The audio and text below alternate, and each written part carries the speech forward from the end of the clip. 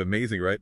Over 80% of crypto investors actually say podcast interviews are like a key source for their market analysis. Yeah, it makes sense. In a market moving this fast, these chats aren't just content. They're your intelligence edge.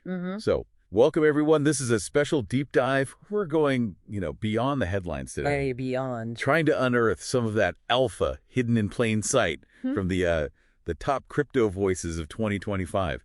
Think Unchained, Pomp, Bankless, ASICS crypto. And our mission here really is to help to get your head around the three sort of seismic shifts we saw this year. Okay. First, that big regulatory thaw finally getting some clarity. Then the deep connection forming between AI and crypto. Right, the convergence. Exactly. And third, how institutions really started absorbing DeFi. By the end of this, you won't just know what happened. You get the why. Yeah, the why. And maybe most importantly, how you can think about positioning yourself for whatever comes next. So yeah, get ready to level up your crypto game. Okay, let's dive into that first one then. The regulatory shift. I mean, for years, that uncertainty just felt like a real drag on innovation, didn't it? Oh, absolutely. A huge drag. But 2025, it really felt different. A real pivot, like you said, moving away from just regulation by enforcement. Towards actual laws. Towards concrete legislative action, yeah. And the scale of that change was, well, fascinating. We saw the Genius Act pass. The Guiding and Establishing National Innovation for U.S. Stablecoins Act. Quite a name. Yeah.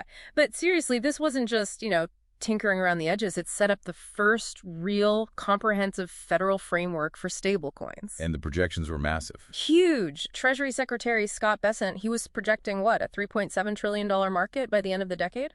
Just for stablecoins. Wow. Okay. So was that the main piece, or were there other things clearing the way too? No, definitely not the only piece. At pretty much the same time, you had the repeal of the SEC's Staff Accounting Bulletin 121, SAB 121. Ah, right. That was the one that made it really hard for banks to hold crypto on their balance sheets. Exactly. It imposed these really onerous requirements. Getting rid of that, well, it was like opening the floodgates. Suddenly, major banks could actually offer crypto custody properly. Makes sense. And if you look at the bigger picture, remember that Coinbase and EY survey? The one saying regulatory clarity was the number one thing institutions needed. That's the one. So 2025 delivered that clarity, basically. And boom, a torrent of capital got unblocked. Okay, so the regulatory picture clears up. What about the other huge story, the AI crypto link? We heard tons of hype, but did it actually, become fundamental this year? Oh, definitely. It absolutely moved beyond just hype. The real alpha, I think, isn't just AI improving crypto, better risk tools, automated portfolios. Sure, that's happening. Right. But it's more about crypto providing the actual, base layer for the next wave of AI. Yeah. It's this symbiotic flywheel starting to spin. Okay, that is interesting. So decentralized physical infrastructure networks, DePIN, is that what we're talking about? GPU sharing and stuff. Precisely. Devin lets anyone, contribute their idle computing power, GPUs or a big one, and earn tokens for it. And why is that such a game changer for you listening? Well, because this convergence has made these AI-related crypto projects a really high-conviction theme for investors, for good reason. The massive potential here isn't just tweaking existing AI, it's building the completely new decentralized infrastructure for the whole AI industry. Think like the AWS, but decentralized for AI.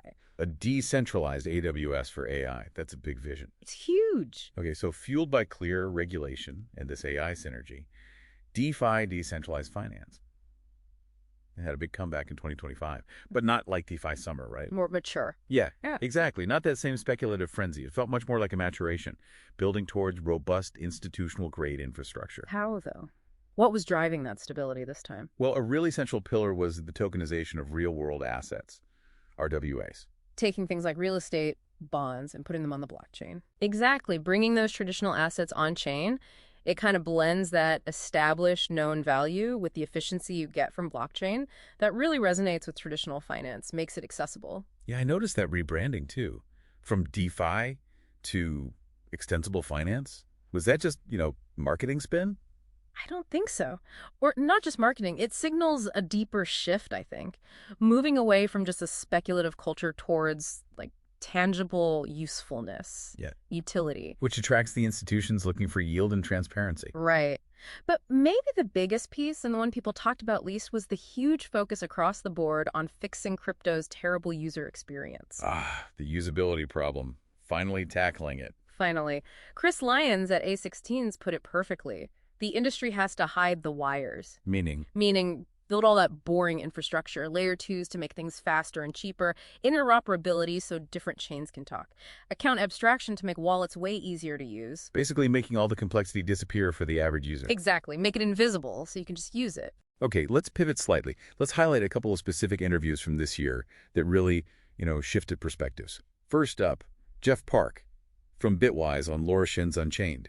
He basically declared the old 60-40 portfolio dead. Yeah, that was a bold statement. He argued investors now need resistance assets, like Bitcoin. But what was the really mind-blowing part of that conversation? For me, it was his point about younger generations. With housing costs going through the roof, he suggested that owning one whole Bitcoin, well, that could actually be a more achievable and maybe more powerful form of capital accumulation. More achievable than buying a house for many people. Potentially, yeah.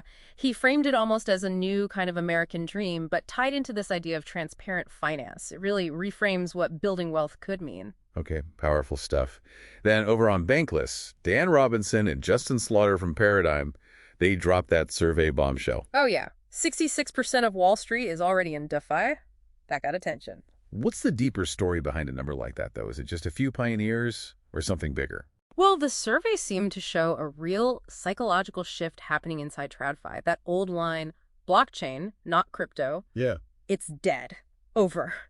Institutions, they now seem to get that the real value, the network effects, the deep liquidity pools, they're on public, permissionless blockchains, not the private walled garden experiments. There's a huge mindset shift. No more private chain illusions. Pretty much. It's a complete paradigm change. Okay, so let's try and tie all these threads together then. Looking back at 2025, what's the main takeaway? Well, it's clear. 2025 was just a landmark year, wasn't it? You had regulatory clarity finally opening the institutional gates. Yeah. You had that really powerful AI crypto fusion creating totally new infrastructure plays. Right. And you had the whole industry doing that hard, often unglamorous, boring work of building infrastructure that actually scales, is secure, and crucially, is usable by normal people. And these insights, they came straight from the source. Not directly. Yeah. From the founders, the engineers, the investors, the regulators who are actually building this stuff. That's why the crypto podcast landscape, it's like having a front row seat to the revolution as it happens. So to really make this work for you, remember that Fundora method we talk about. Always think about the bias of who's speaking. Try to connect the dots between different conversations. And always, always question everything you hear. Don't just passively consume it. Right. We really hope this deep dive helps you move towards that active analysis, staying ahead of the curve, making smarter choices in this incredibly dynamic market. Yeah. And maybe leave you with this thought. What's the boring infrastructure being built right now, the stuff nobody's hyping yet, that might unlock the next trillion-dollar market? Something to chew on.